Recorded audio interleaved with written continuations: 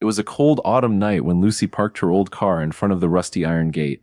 The moon was hiding behind heavy dark clouds, and the only light came from the car headlights, which flickered as if they were afraid to illuminate what lay ahead. Lucy took a deep breath and gripped the steering wheel tightly. She did not want to be here.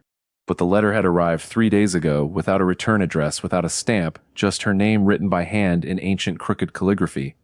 Inside the letter there was only one sentence. "Come home. I need you." Signed, Grandma.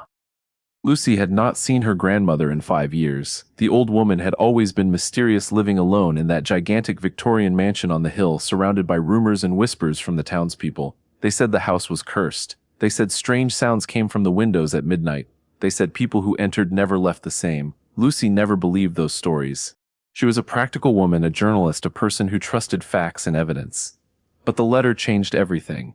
It was her grandmother's handwriting. She recognized the shaky curves of the letters, the way the letter G always tilted to the right. This was real. And so, against her better judgment, Lucy packed a small bag, got into her car, and drove for 6 hours through winding roads and dense forests until she arrived at the gate of the old mansion. She stepped out of the car and felt the cold wind bite her cheeks. The gate creaked as she pushed it open, the sound echoing through the silent night like a warning. She walked slowly up the gravel path, her footsteps crunching with each step. The mansion loomed before her, dark and imposing, with tall, narrow windows that stared at her like empty eyes. Ivy crawled up the walls like green fingers trying to pull the building back into the earth. The front door was massive, made of dark oak with iron hinges that had turned orange with rust. Lucy reached out her hand and touched the cold metal of the door handle. She hesitated for just a moment, then turned it. The door swung open with a long, low groan that seemed to come from the very soul of the house. Inside, the air was thick and heavy. It smelled of old paper, dry dust, and something else, something sweet and faint like dried flowers or ancient perfume. Lucy stepped inside and closed the door behind her. The sound of the door clicking shut was final, like a lock closing on a cage. She pulled her phone from her pocket and turned on the flashlight, illuminating a long hallway with faded wallpaper that once must have been beautiful, but now hung in loose strips like peeling skin. A grandfather clock stood against the wall, tall and silent, its pendulum frozen mid-swing. The clock hands were stopped at 11:55. Lucy looked at her phone. It was exactly midnight. She remembered the letter and frowned. She walked deeper into the hallway, her footsteps muffled by a thick carpet that had probably been red once, but was now a dull brownish gray. Portraits hung on the walls, faces of people she did not recognize, men in stiff collars and women in high-necked dresses, all staring with blank, painted eyes that seemed to follow her as she passed. She felt a chill run down her spine and told herself it was just the cold. She was being silly. It was just an old house, empty and neglected, nothing more. But then she found the small table near the staircase, and on it lay an envelope with her name written in the same shaky handwriting. She opened it with trembling fingers and read the message inside. It said, "Dear Lucy, if you are reading this, do not trust the clock. It is always 5 minutes slow. And never ever open the door to the East Wing. Love, Grandma." Lucy stared at the words. The East Wing. That was her room. When she was a child, she used to visit this house every summer, and she always slept in the East Wing, in the bedroom, with the big window that overlooked the garden. Why would her grandmother tell her not to open that door? What was hidden there? She looked back at the grandfather clock. It was still stopped at 11:55. She checked her phone again. 12:01, 5 minutes after midnight. 5 minutes slow, just like the letter said. But if the clock was slow, then the real time was already past midnight. She felt a knot tighten in her stomach. Something was wrong. Something was very wrong. Suddenly, from somewhere upstairs, she heard a sound. It was faint at first, like the whisper of wind through a crack, but then it grew louder. It was a piano. Someone was playing a piano, a single note repeated over and over, like a child pressing the same key again and again. Lucy's heart began to pound. She was supposed to be alone. The house was supposed to be empty. She called out, "Hello, is someone there?" But the only answer was the piano note, persistent and haunting. She thought about leaving. She could turn around, walk out the front door, get in her car, and drive away. She could forget about the letter, forget about the house, forget about everything. But she could not forget her grandmother. The old woman had raised her after her parents died. She owed her everything. And so, with trembling legs and a racing heart, Lucy began to climb the stairs. Each step creaked under her weight, the sound echoing through the silent house like a drumbeat, announcing her arrival. The staircase curved upward, and the walls were lined with more portraits, more blank eyes watching her ascent. She reached the top and stood in a long corridor with doors on both sides. The piano sound was coming from the third door on the left. She walked toward it slowly, her flashlight beam cutting through the darkness. She reached the door and pressed her ear against the cold wood. The piano notes stopped. Silence. Complete deafening silence. Lucy hesitated, then turned the knob and pushed the door open. The room was a music room. A grand piano stood in the center, its keys still slightly moving as if someone had just lifted their fingers. The room was dusty and cold, and sheets of old music were scattered across the floor. Lucy stepped inside and looked around. There was no one there. The room was empty, but the piano keys were still vibrating slightly as if they had just been played. She walked over to the piano and touched a key. The sound echoed through the room, the same note she had heard from downstairs. She shivered and pulled her hand back. Then she noticed something on the wall. A photograph. It was her grandmother, younger and smiling, standing next to a tall man with dark hair and intense eyes. He was wearing a formal suit and holding a pocket watch in his hand. Lucy had never seen this man before. She picked up the photograph and turned it over. On the back, in her grandmother's handwriting, were the words "Arthur and me, 1982. Never forget." Arthur? Who was Arthur? Lucy had never heard her grandmother mention anyone by that name. She put the photograph in her pocket, determined to find out more. But as she turned to leave the music room, the door slammed shut behind her. The sound was so sudden and so loud that Lucy jumped back, her heart leaping into her throat. She rushed to the door and tried to open it. It was locked. She pushed and pulled and rattled the handle with all her strength, but the door would not budge. She was trapped. She banged her fist against the wood and shouted, "Let me out. Please, someone let me out." But the only response was silence, heavy and suffocating. She leaned against the door and tried to calm herself. Panic would not help. She needed to think. She looked around the room for another way out. There was a window, but it was too high, and the drop outside was at least 20 feet. There was a fireplace, but it was bricked up and sealed. There was no other door. She was locked inside this room with only the piano and the scattered sheets of music for company. She sat down on the floor and took deep breaths, forcing herself to be rational. She remembered the letter. Never open the door to the east wing. But she had not opened the east wing. She had opened the music room. So why was she trapped? Then she heard it. A voice, low and rough like gravel grinding against stone. It came from the other side of the door. "Lucy," the voice said.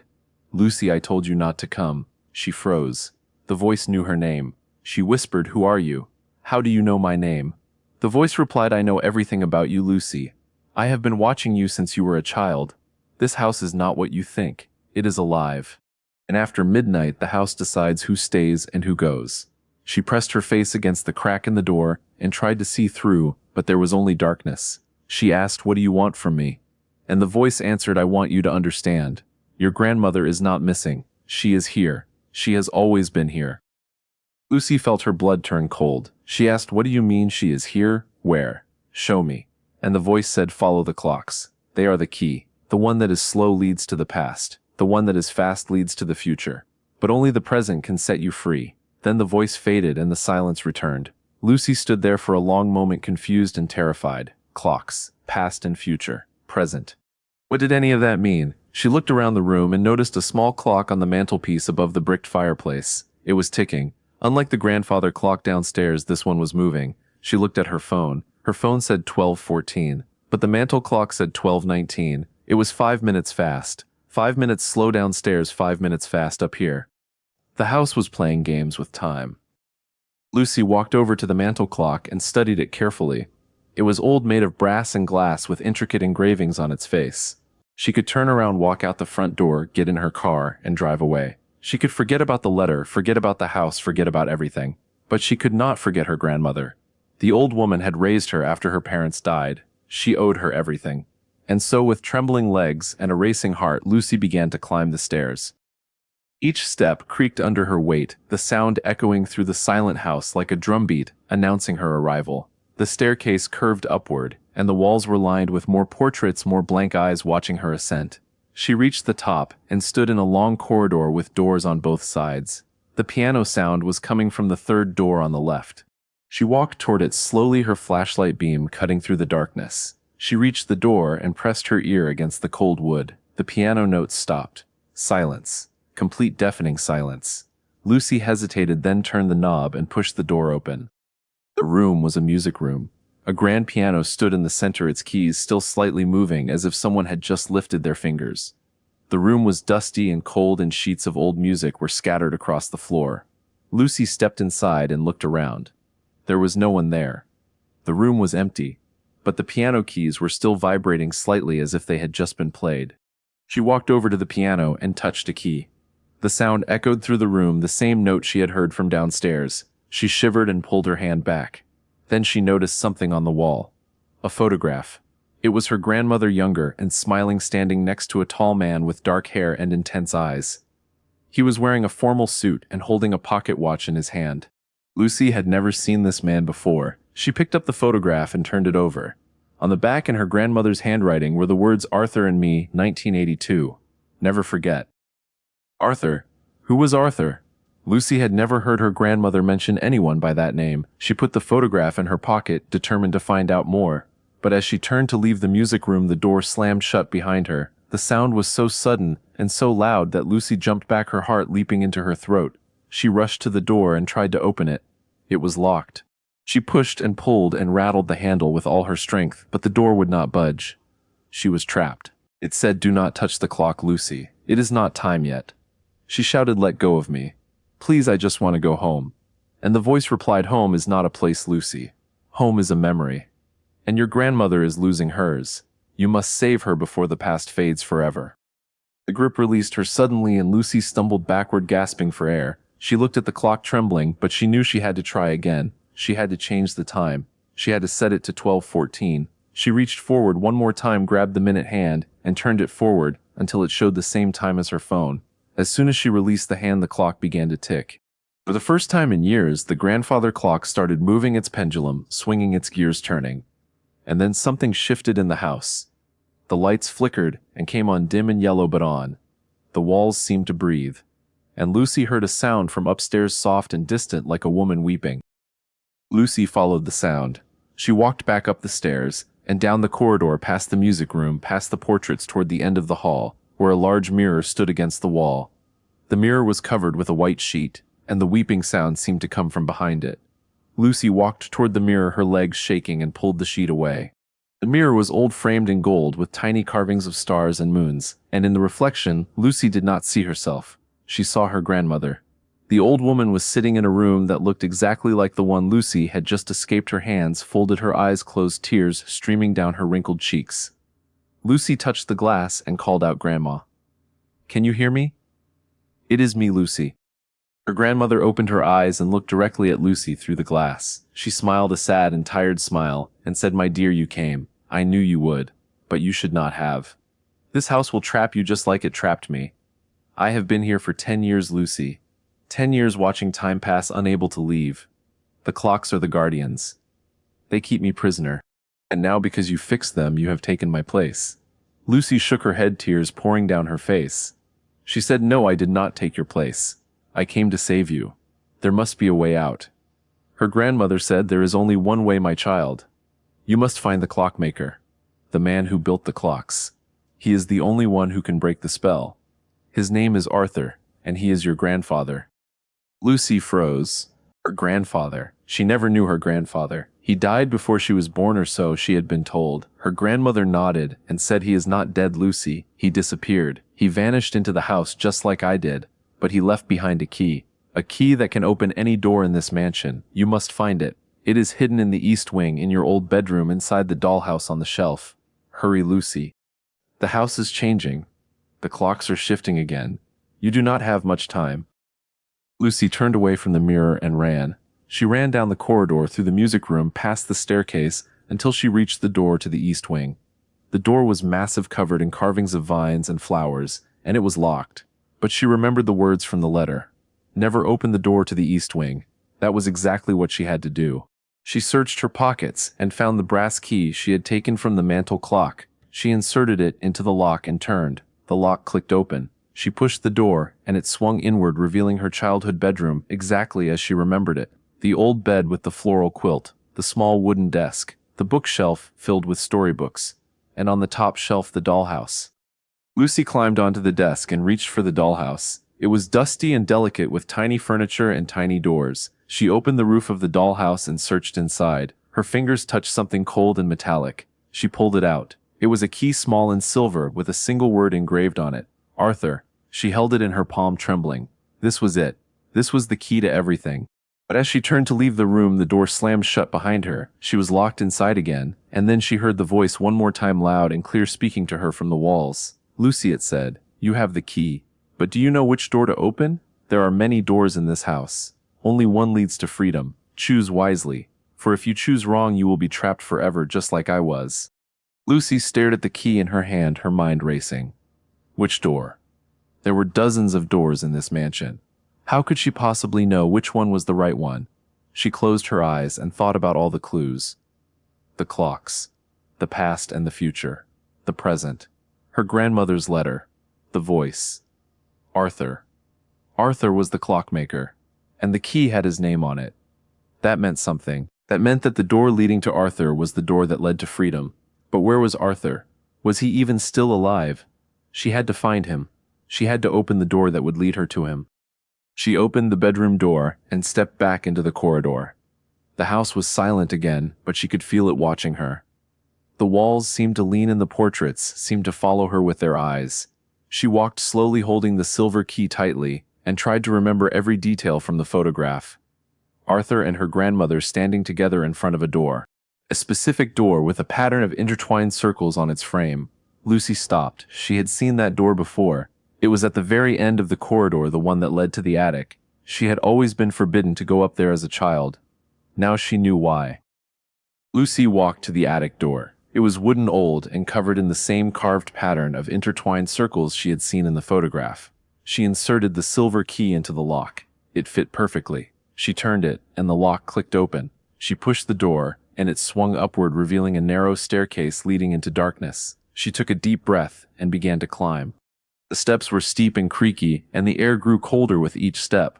She reached the top and found herself in a small attic room, dusty and cluttered with old furniture, boxes, and forgotten objects. And in the center of the room, sitting at a wooden desk, was an old man. He had dark hair streaked with gray, intense eyes, and he was holding a pocket watch in his hand. It was Arthur. He was alive. Arthur looked up at Lucy and smiled. He had a kind, tired face, and his eyes were full of sadness and hope. He said, "Lucy, I have been waiting for you for a very long time. I knew you would come. The clocks told me. They always tell me the future." She asked, "Why did you leave? Why did you disappear?" And Arthur replied, "I did not disappear, Lucy. I stayed here to protect your grandmother.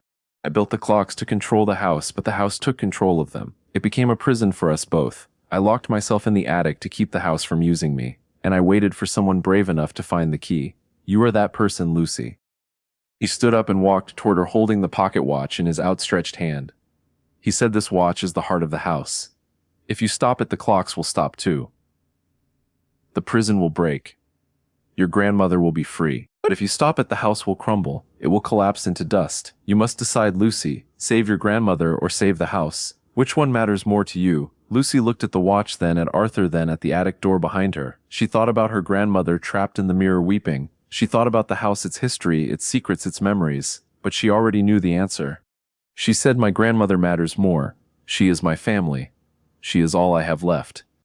Lucy took the pocket watch from Arthur's hand. It was warm, pulsing gently like a heartbeat. She looked at Arthur one last time, and he nodded. She raised the watch above her head and smashed it against the wooden floor. The glass shattered. The gears flew into pieces. And then everything went silent. The clocks stopped ticking. The walls stopped breathing. The portraits closed their eyes. And the mirror in the downstairs corridor cracked from top to bottom. Lucy ran down the attic stairs, through the corridor, past the music room, until she reached the broken mirror.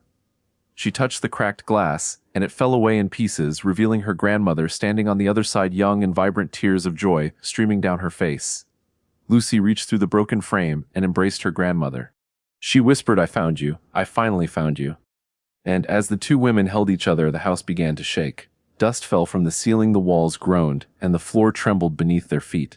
Arthur appeared at the top of the staircase and shouted, "It is collapsing. We have to leave.